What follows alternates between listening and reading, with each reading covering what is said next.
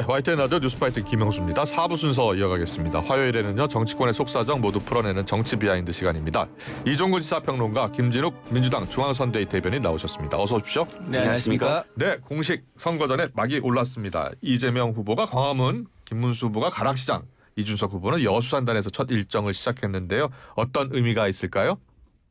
네네. 광장이냐 현장이냐의 차이일 것 같아요. 광장이냐 현장이냐. 민주당은 광장을 택했습니다. 네. 지난번에 19대와 20대 어떻게 했나 봤더니 19대 문재인 후보는 대구에 내려갔고 그다음에 20대 이재명 후보는 부산에 내려갔더라고요. 그랬군요. 대구, 부산, 영남. 영남을 빨리 어떻게든 갈라쳐야 이긴다. 그래서 상징적으로 영남을 내려갔는데 그랬군요. 이번에는 그럴 필요조차도 없다. 광화문이라는 게 보니까 정동진, 정서진의 기축이 광화문이더라고요. 그래요. 광화문이 온파르스예요. 우리나라의 배꼽. 그러니까 거기서부터 출발하겠다. 그리고 광장의 의미, 그러니까 지금의 어떤 선거가 치러지는 어떤 의미를 담아서 민주주의의 어떤 복원이다. 이걸 하고 싶었고. 그렇군요. 가락시장은 현장이다. 삶의 현장인데 역시 이 국민의힘 계열 정당이 애호하는 현장입니다. 홍준표 후보가 가락시장으로 시작을 했어요. 네. 지난번 19대 때. 그러니까 우리가 지금 보수가 뭐가 무너졌냐면 유능함이 무너졌어요. 예. 그리고 안정적이고 예측 가능함.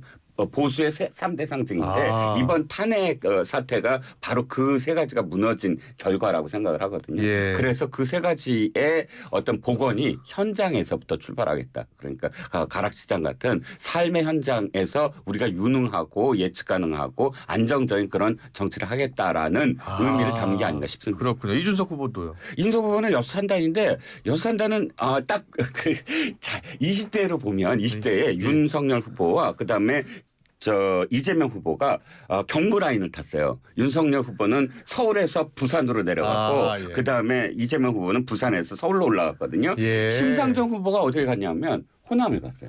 그랬어요? 재상 후보가. 근데 이준석 후보도 딱 호남을 갔더라고요. 예. 재밌어요. 그 라인이. 근데 이준석 후보는 그러면서 의미를 노무현 대통령을 계속 언급을 했어요. 내가 노무현 대통령을 존경하고 노무현 대통령처럼 하겠다. 딱 느낌이 이거예요.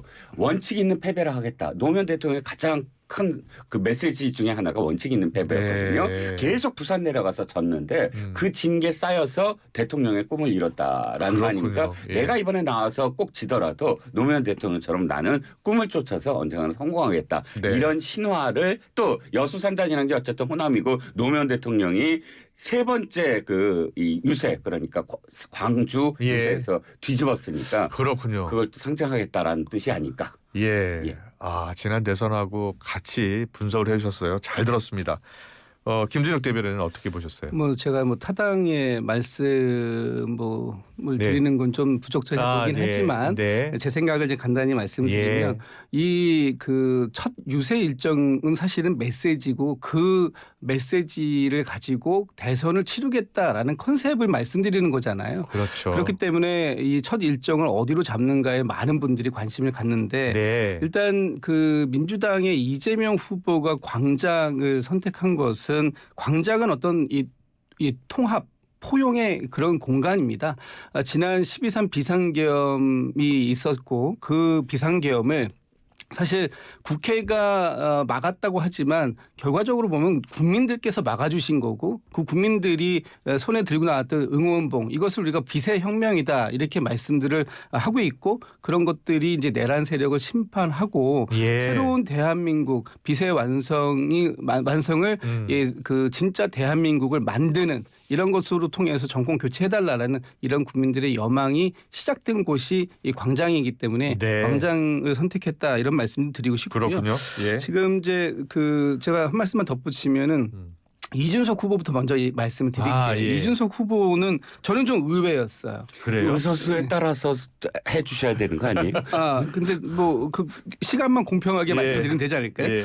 저는 그 이준석 후보가 24시간 깨어있는 대한민국, 성장해야 되는 대한민국 이런 키워드를 가지고 나온 것도 사실은 좀 의외였고 이준석 후보가 그동안 AI 반도체 이런 쪽에 대해서 많이 얘기를 했는데 국가 기관 산업이라고 하는 여수산단을 먼저 방문한 것도 사실 저는 좀 의외였어요. 본인이 강점으로 생각하는 것보다는 조금 더 큰 그림을 그리려고 했구나라는 측면에서는 좀 평가를 할 수 있을 것 같습니다. 그리고 지금 김문수 후보, 국민의힘의 김문수 후보님은 후보 단일화 파동을 너무 세게 겪고 난 이후라서 그런지 조금은 준비가 좀 부족했던 거 아닌가? 혹은 시대 정신을 너무 지금의 민생 경제에만 맞추고 계셨던 건 아닌가? 다 중요한 얘기인데 그런 부분들에 대한 고민이 조금은 부족해 보였다. 그리고 그 바로 다음에 달려간 게 대구의 서문시장이시더라고요. 그 대구 서문시장으로 가신 것도 물론 뭐 시장이라는 연속성이 있다고 볼 수도 있지만 결국은 본인이 이 단일화 파동을 겪으면서 보수 세력의 분열 이런 부분들에 대해서 가장 우선적으로 달랠 필요가 있었구나. 뭐 그런 쪽으로 하는 것이 조금 더 이번 첫 일정에 대한 합리적 해석이 아닐까라고 저는 개인적으로 판단합니다. 네, 두 분의 평가를 잘 들었습니다. 근데 이재명 후보가 최근 테러 위협 의식해서 방탄복 입고 있잖아요. 어제는 방탄복 위에 파란색 선거운동 점퍼도 입었는데 현장에서는 시민들과의 악수를 비롯해서 접촉을 최대한 좀 자제하고 있다고 들었습니다. 실제 위협이 어느 정도 수준입니까? 실제 저희 국회의원들, 현역 의원들한테 매일 뭐 수백 통의 이 문자 제보라든지 또 이재명 후보의 신변 안전을 걱정하는 내용들이 상당히 많이 접수가 되고 있습니다. 그래요. 저희가 그 뭐 일부는 뭐 좀 그 기우다 이렇게 평가를 할 수도 있는 부분도 있습니다만 이것이 그냥 흘려 들을 수만 없는 구체적인 제보들도 꽤 들어오고 있고 특히 이재명 후보 같은 경우에는 벌써 이미 정치적 테러를 통해서 죽음에 이를 뻔했던 그런 경험을 갖고 있고 또 이재명 후보를 낙선시키기 위해서는 그 어떤 행위도 할 수 있다라고 하는 극단적인 생각을 가지고 계신 분들도 여전히 존재하시는 상황이라면 이재명 후보의 신전 안전에 대해서는 저희가 한시도 방심할 수 없는 상황이고요. 지금 이재명 후보가 이 선거 운동 기간에 가장 대중의 노출도가 많은 시점이에요. 그래서 그 시점이 그런 상황인데도 불구하고 대중과의 접촉을 자제할 수밖에 없는 이런 상황들 속에서 이재명 후보도 선거 운동을 하는 것은 상당히 좀 제약을 받고 있는 상황이고요. 다만 그럼에도 불구하고 지금 이 우리 선대위 입장에서 보면 이 선거에서 가장 중요한 건 이재명 후보의 신변 안전이다. 이 부분에 대해서는 뭐 모두가 공감하고 있는 바다 이런 말씀 좀 드리고 싶습니다. 우리나라가 왜 이렇게 됐는지 안타깝습니다. 이렇게 정치 테러에 대한 어떤 위협을 야당 후보가 직접적으로 겪고 있는 현장. 그래서 정치 테러는 절대 있어서도 안 되고 있을 수도 없다는 걸 전제하에서 말씀을 드리면 테러에 대한 가장 큰 대응은 일상의 회복이다라는 게 옛날에 그 프랑스에서 파리에서 카페 앞에서 그 테러가 일어났을 때 바로 그 다음 그 테러 그 카페가 다시 열리고 파리 시민들이 그대로 그냥 커피를 마시면서 일상을 보여줬다는 거예요. 당시에 프랑스의 총리와 대통령도 테러의 가장 큰 목적은 두려움을 갖게 해서 일상을 못하게 하는 것이다. 우리는 거기에 대한 대응은 일상을 평범하게 다시 돌아가는 것이다 라고 이야기했는데 저는 이재명 후보에게 조금 아쉬운 건 뭐냐면 대통령이라 한다면 국가와 국민을 안전하고 또 행복하게 그 지켜주는 역할이라면 그런 테러에 대한 어떤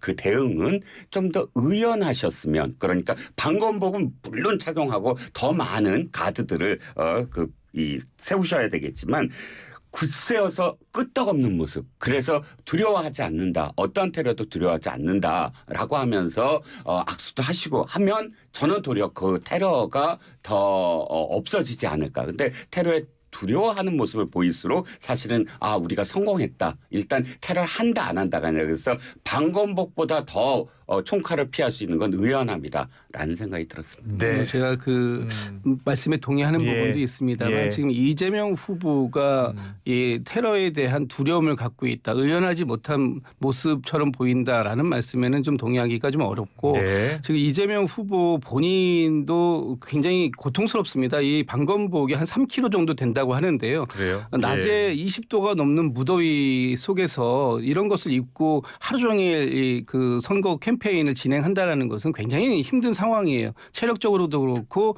모든 게 답답합니다. 그럼에도 불구하고 이 주위에서 특히 선대위에서 이재명 후보의 신변 안전을 걱정하는 그런 상황들 그리고 경호의 프로토콜 여러 가지를 감안했을 때 그 부분에 대해서 이재명 후보 개인적인 판단으로 지금 이 상황을 진행할 수는 없는 그런 부분도 있다라는 점을 말씀드리고 예. 많은 경찰이라든지 지금 뭐 우리 그 경호에 신경 써주시는 분들이 계세요. 네. 그래서 테러를 예방하는 측면에서도 지금 많은 효과를 보고 있다고 봅니다. 예. 다만 그럼에도 불구하고 테러라는 것이 예고되어 있지 않기 때문에 언제 어떤 상황이 발생할지 모르기 때문에 가급적이면은 이번 그 캠페인 기간 동안은 좀 조심할 필요가 있다. 그런 부분들을 당부하고 있는 중이다. 이런 좀 말씀 좀 드리고 싶습니다. 네. 오해하실까봐 짧게 경호를 강화하셔라라는 건 저도 권하고 네. 싶습니다. 아. 그게 뭐 경호를 하지 말라거나 방법을 잊지 말라거나 예. 절대 그런 건 아니라는 점. 알겠습니다.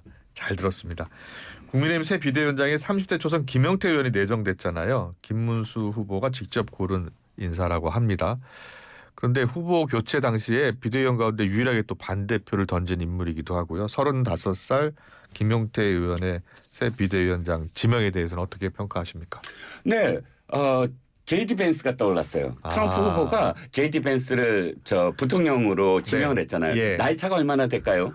38살 차이더라고요. 그랬군요. 84년생하고 46년생입니다. 네. 이번에 39살 차이예요. 아. 즉 트럼프가 지금 이 김문수 후보도 트럼프의 예를 본 것 같아요. 그러니까 자신의 어떤 고령 이미지 예. 지금 TV 토론에서 사실 그게 좀 극명하게 드러난 점도 있잖아요. 예. 그러니까 그런 점들을 보완하는 제이디 벤스 물론 부통령 대통령의 그런 관계가 당 대표 아까 비대위원장과 후보의 관계는 아닐지라도 예. 지금 어저께 투샷이 계속 나오잖아요. 그렇네요. 김영태 예. 비대위원장하고 투샷 그 효과가 있을 테고 두 번째는 조금 역할 분담 같은 게 있을 거예요. 예를 들어서 김영태 후보가 김영태 비대위원장이 훨씬 혁신, 개혁 이런 이야기들을 많이 언급을 하고 또 예. 개헌과 관련해서도 사실 혼자 있으면 혼자 후보가 자신이 이야기하던 것이 있는데 갑자기 개헌에 대해서 잘못됐다, 탄핵은 반대한다 이렇게 얘기할 수 없잖아요. 그런데 예. 지금 김영태 비대위원장이 그걸 이야기하게 하고 네. 하면서 자연스럽게 지금 그걸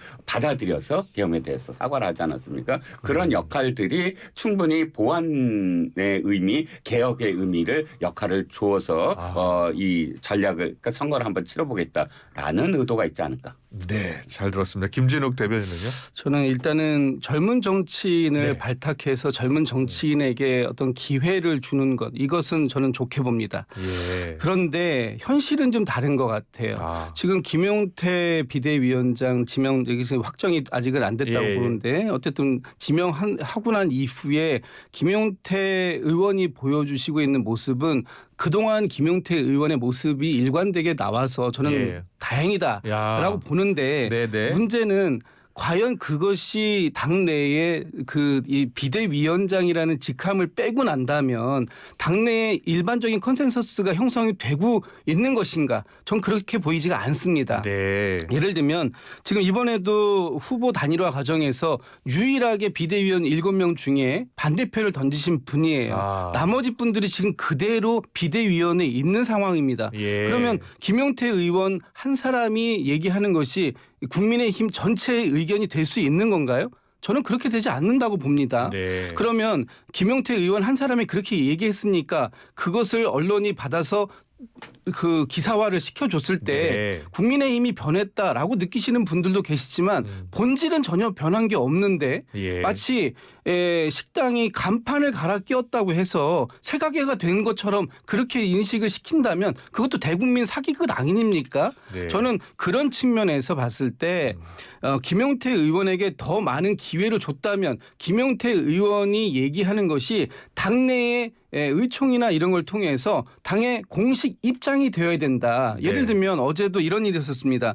김용태 의원이 그 계엄에 대해서 사과했잖아요. 예. 근데 김문수 후보의 사과는 그 계엄으로 피해 보신 분들에게 국민들에게 그 국민들의 고통에 대해서 사과하겠다 이렇게 얘기했습니다. 예. 계엄의 본질에 대해서 사과한 게 아니죠. 예. 이런 식으로 대리 사과시키고 마치 김용태 의원이 하고 있는 모든 것이 그것이 김문수 후보의 입장인 것처럼 동일시돼서 나가면 안 된다고 저는 생각합니다. 그래서 김문수 후보가 그 김용태 의원의 입장에 동의한다면 본인의 입을 통해서 직접 사과를 하고 본질에 대해서 얘기를 해야 된다라는 거 말씀드리고 싶고 네. 어제 대전 현충원 얘기 제가 하나만 더 말씀을 드릴게요.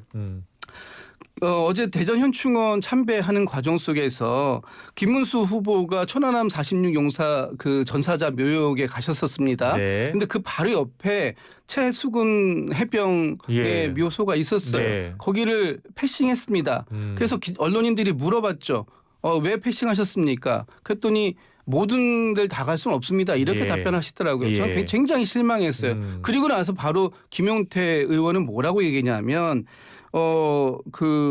앞으로 최해병에 대한 진실을 규명한다거나 하는 부분에 최선을 다하겠다 이렇게 얘기하고 네. 김문수 후보가 떠난 이후에 혼자서 최해병 묘역을 참배합니다. 네. 이렇다면 이 김문수 후보와 이 지금 이 김용태 의원은 전혀 다른 입장을 얘기하고 있는 중이다라고 저희가 볼 수밖에 없는 거예요. 그런 상황을 마치 이 한 사람을 얼굴마담 죄송합니다. 이런 표현은 좀 지양하겠습니다. 예. 이렇게 대리인격으로 내세워서 속에 있지도 않은 것을 마치 그 대리인이 내 속뜻을 얘기하는 것처럼 말씀하시는 건 지양해야 된다. 진짜 하시고 싶으면 본인이 직접 하셔라. 이런 말씀도 드리고 싶습니다. 너무 박하게 지금 평가하시는 거니까 임명한 지 예. 지금 이틀밖에 되지 않았고 예. 비대위원 7명 말씀하셨지만 비대위원장을 일단 임명이라도 전국위원회에 예. 의결을 거쳐야 비대위원장이 되는 거예요. 그러면 비대위원장이 전국위원회에서 의결된 다음에 비대위원장이 되면 그다음에 비대위원들을 새로 예. 지명할 수가 있습니다. 그러니까 비대위원이 안 되는 건 그렇고 두 번째 지금 두 사람이 다르다라고 말씀하셨는데 저는 어쨌든 김용태 비대위원장 아직 뭐 내정 단계이긴 하더라도 예. 상당히 영향력을 많이 행사하고 있다. 일단 가장 큰 게 계엄에 대해서 사과를 이끌어냈다. 그 김용태 비대위원장이 예. 처음에 비대위원장을 수락을 할 때 내가 지금 후보와 다른 이야기를 할 거다. 네. 받아들이겠느냐. 예. 그랬더니 받아들이겠다고 해서 시작이 된 일이고 시작하자마자 어쨌든 이렇게 어긋나는 어떤 모습을 보이는 건 그것이 어떤 방향으로 결과 지어지느냐가 중요한 것이지 네. 어긋나는 건 너무 당연하다. 그래요. 어긋나는 상황 자체를 알면서도 김문수 후보가 어쨌든 지목을 한 게 가장 중요하다고 생각을 하고요. 예. 저는 민주당이 이거를 그렇게까지 막 사기극이다라고 말씀하실 수 있을까? 왜냐하면 우리가 박지현이라는 정말 민주당에서 보석 예. 같은 여성 정치 어. 청년 정치인을 예. 비대위원장으로 한 다음에 얼마나 많이 흔들어댔습니까? 직접적으로 흔들어대고 또 뭐 이재명 후보가 나는 절대로 추천하지 않았다라고 외면하고 그래서 그 사람이 얼마나 정치적인 어떤 의혹이 꺾였습니까? 예. 최소한 이 당은 예. 이준석이라는 그런 청년 정치인을 대표로 또 선출했고 또 이렇게 비대위원장으로 임명을 해서 어긋날지라도 그 어긋나는 모습을 보임으로써 이 당에 이런 목소리가 있다라고 보이는 거 아닐까요? 예. 사기는 조금 너무 심하다. 알겠습니다. 그 부분은 제가 좀 순화시켜서 말씀드리도록 하고 그렇게 예. 보일 수 있다라는 측면을 말씀드렸다는 말씀드리고요. 앞으로 이제 계엄뿐만이 아니라 탄핵에 관련해서 또 윤석열 전 대통령 출당과 관련해서도 추가 입장이 나올 수 있을지 그리고 입장 변화가 있을지 또 함께 이야기해 주세요. 네, 지금 이제 그 말씀을 좀 드리고 싶었던 겁니다. 예. 지금 그 당내에서 김문수 후보의 근본적인 변화를 요구하는 목소리들이 있잖아요. 예. 특히 어제 한동훈 후보 같은 경우에는 세 가지를 요구했습니다. 네. 첫 번째는 계엄과 탄핵에 대해서 진실된 반성과 사과가 있어야 된다. 두 번째는 윤석열 대통령 내외, 전 대통령 내외에 대해서 절연하고 확실하게 선을 그어야 된다. 세 번째는 이번에 김문수 후보가 한덕수 후보와의 단일화를 내걸고 당선된 것에 대해서 사과해라. 이렇게 얘기를 그 했죠. 세 가지였죠. 그런데 저는 뭐 세 번째 부분은 이미 후보가 되셨으니까 그 부분에 대해서는 넘어가기로 하고 네. 중요한 거는 이 탄핵의 강을 건널 것이냐 하는 것하고 윤심의 강을 건널 것이냐 하는 전 두 가지가 분명히 여전히 남아 있다고 보는데 이 두 가지 부분에 있어서 김문수 후보가 대구의 선거에 이런 말씀하셨다 그래요.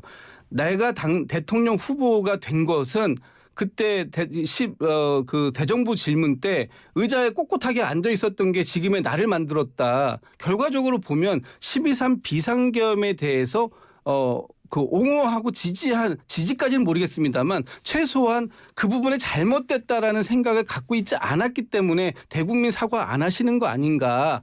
그게 지금 당의 주류 세력이라고 하는 친윤계의 공통된 입장이고 대통령에 대해서 탄핵에 반대했던 이 부분에 대해서는 여전히 그 기조가 유지되고 있다면 이것을 어떻게 김용태 그 비대위원장과 같은 맥락으로 얘기를 하고 있다라고 얘기할 수 있겠는가. 그리고 또 한 가지가 이제 윤석열 전 대통령과의 절연 관계인데 이 부분에 대해서도 지금 윤석열 전 대통령이 지지선언 같은 메시지를 내주시지 않습니까? 그 부분에 대해서 왜 아무 말씀도 안 하십니까? 이건 잘못된 겁니다. 이런 거 하지 마세요라는 얘기도 당에서 단 한 명도 하고 있지 않잖아요. 물론 당에서 지금 속으로 부글부글 끓는 분들이 많이 계시다는 얘기가 나옵니다만 그렇다고 하면은 그것이 공개적으로 표명이 되고 그것이 공론화돼서 윤석열 전 대통령에 대한 제명안을 처리하는 당내에서 그런 행동들이 나와야 되는 거 아닙니까? 안 나오고 있다라는 것은 여전히 함께 하겠다라는 그런 의지의 표명밖에 저는 읽히지가 않는다라는 말씀 드리고 싶어요. 두 가지. 하나는 뭐냐면 사과를 하지 않았다라는 것이 나의 이 자리에 오게 했다라는 건 어떤 의미냐면 나는 그 당시에도 그렇고 지금도 그렇고 탄핵에 대해서 그러니까 비상계엄에 대해서 사과를 하지 않겠다라는 뜻이 아니라 추미애 의원이 예를 들어서 추미애 법무부 장관이 윤석열 검찰총장을 대통령으로 만들었듯이 당시 상황은 서영교라는 의원이 국무위원들을 마치 자기가 교장이고 학생인 것처럼 전부 일어서세요. 차렷하세요. 국민에 대해서 엎드리세요. 이렇게 명령을 했어요.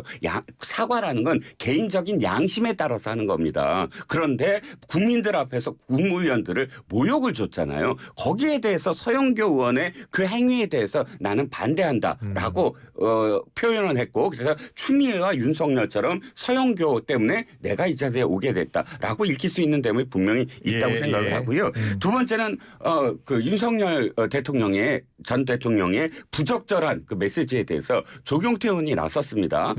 입 다물라라고까지 하고 또 출당 조치해야 된다는 얘기가 나오고 있고 이 문제는 바로 어떻게 뭐 출당을 내일 하겠다라는 건 아니지만 그런 목소리들이 굉장히 이제 불거지고 있다.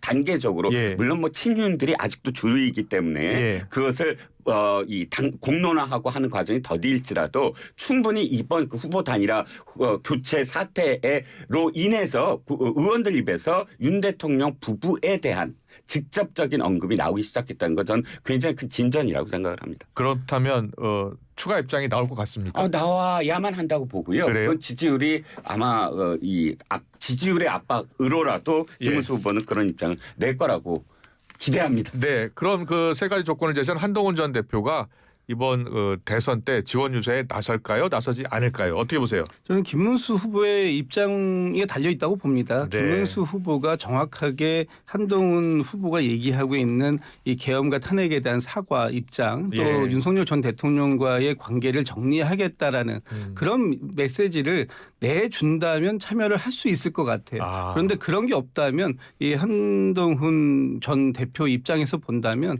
지금의 이 상황을 용인하면서 모른 척하면서 같이 선대위에 합류할 가능성은 더 낮아 보인다 이렇게 평가합니다. 그렇군요. 어떻게 보세요? 그래도 한동훈 후보가 그 자신의 어떤 친한계 의원들에게 한 메시지를 보면 전부 참여하시라. 적극적으로 선대위든 뭐든 예. 선거운동에 참여하시라라고 독려한 메시지를 보냈다는 걸 제가 예. 어디서 봤냐면 박상수 변호사 페북에서 봤는데 그럼에도 불구하고 자신은 당협도 내려놓고 안 하겠다. 한동훈 후보가 그렇게 자신들한테 메시지를 던졌는데 예. 모든 다른 분들은 다 참여를 하는 것 같지만 자신은 의지대로 안 하겠다. 이것 때문에 제가 알게 됐는데 최소한 본인이 지금 참여를 하지 않더라도 그 같은 어떤 뜻을 같이 하는 동지들에게 적극적으로 참여하자라는 메시지를 보낸 거 보면 저는 뭐 아까 저 대변인 말씀처럼 계기만 있으면 뭐 참여할 수도 있다고 생각을 합니다. 알겠습니다. 여기까지 듣겠습니다. 정치권 속사정 풀어내는 정치 비하인드였습니다. 이종근 시사평론가, 김진욱 민주당 중앙선대위 대변인이었습니다. 잘 들었습니다. 고맙습니다. 네, 감사합니다.